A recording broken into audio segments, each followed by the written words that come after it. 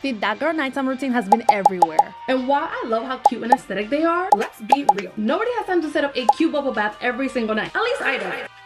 If that sounds anything like you, then stick around because I'll be sharing with you all of my tips for a realistic and productive night routine that will change your life.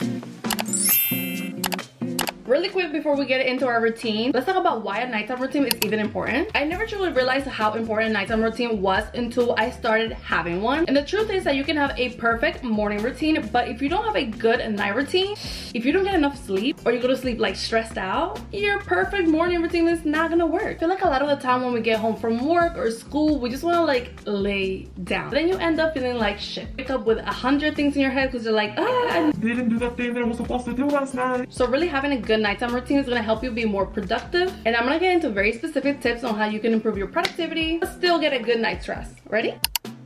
One of the ways that I find myself being more productive at night is to write everything down that I have to do for the day. I feel like this keeps me in check and it doesn't let me forget anything that might just like slip my mind. It almost acts as like a little deadline. It's like if it's written down, you have to do it. Also, I found that checking the little boxes is so rewarding, and that is what we want from our night routine. We want to feel productive, we want to feel like we're doing something with our time.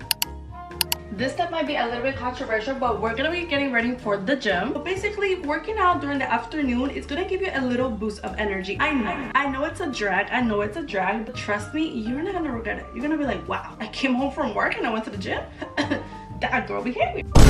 This is my gym outfit. It's looking given like Barbie. Not mad at it. Another pro tip, always have your gym bag packed and ready to go. This makes it super easy to just grab it, head out the door, don't waste no time. I'm like a little bit hairy though. I don't know if I should wear shorts. I wanted to mention that I do not go to the gym every day, but whenever I go at night, I keep my workouts pretty light because I found that if I push myself really hard, I will leave the gym even more exhausted. And obviously that is not what we're trying to do here, so I leave my heavier workouts for during the daytime. Just got out of the gym, we did chest and tri. We did pretty good, honestly. I didn't get as much cardio as I thought I was gonna do, but I did a really good workout, so I'm not mad about it. I'll see you guys back at home. I like to eat as soon as I get back home from the gym because it is recommended that you do not eat anything 2 to 3 hours before bed because this can cause digestive and sleep issues. I love to have something light and healthy to like kind of keep me going for the rest of the night. This is definitely giving girl dinner, but I had a late lunch, so it was perfect. By the way, the pink food that is on my plate is actually potato salad with beets. It's really delicious, really yummy if you've never tried. Now onto my favorite step of the routine. A warm shower is truly the best way to wash the day away. I love to make it a whole self-care experience by putting on a calming playlist and some ambient lighting. You immediately feel refreshed, and the warm water allows your muscles to release any tension. I used to love taking burning hot showers, and listen, I know I'm not the only one, but I started to notice that every time I took one, I would leave the bathroom feeling suffocated and even more tired. It was giving SpongeBob in that one episode. After the shower, make sure that you wash your face and do your oral hygiene routine. To keep the good vibes going, I'm of course blasting some scissor. Now we're getting ready to get some work done. I'm making the viral Sleepy Girl mocktail that's supposed to help with going to sleep. You can also make a sleepy time tea, whichever you prefer. If you're curious about the recipe, it's just cherry juice, magnesium, and a little bit of a poppy. Honestly, I've been kind of obsessed with it, and so has my fiance. I don't know, we love it. It's like a perfect little nighttime treat. And yes, we sleep really good after taking it. And since the focus of this night routine is productivity, we are setting up a cozy workspace where you feel motivated to do homework or to do any tasks that you've been putting off. I suggest setting up your workspace in the living room so you're not tempted to jump into bed. I also like lighting a candle and playing a productive video in the background, which helps motivate me and kind of tricks my brain to thinking that I'm not actually working, even though I am. Here I was working on my creative portfolio for like job applications and stuff like that, and I usually stop around about 11 or 11:30.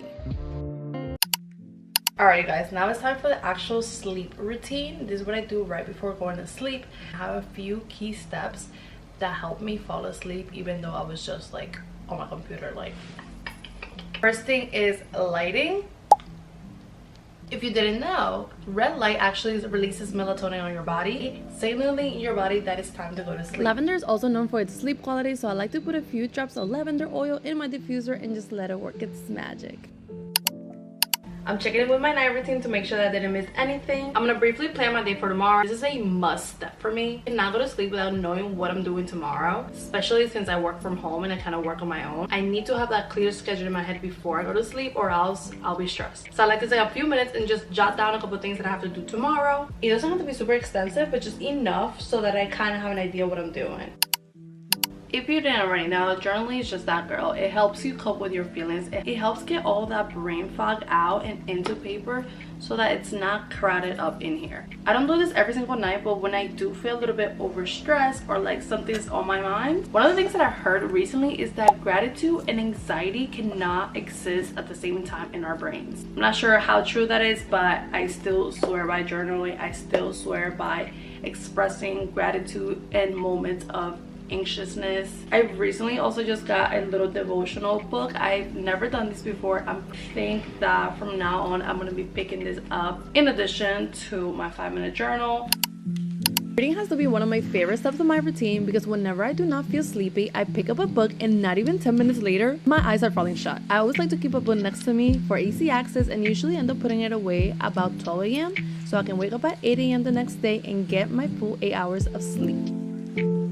Okay, you guys, that was all of my tips on how to have a more productive night routine. Please try it out. Let me know how you liked it. Let me know how it worked for you. And if you made it this far into the video, first of all, I love you. Second of all, comment this emoji. I want to see who watched it all the way through. Honestly, finding a night routine that's perfect for you is a little bit of a trial and error type of thing. But trust me, once you find the one, chef's kiss. You're going to have a better sleep. You're going to have a better routine. You're going to feel overall better. Thank you guys so much for watching. Don't forget to subscribe. I'm watching you. Let's get 'em. Bye.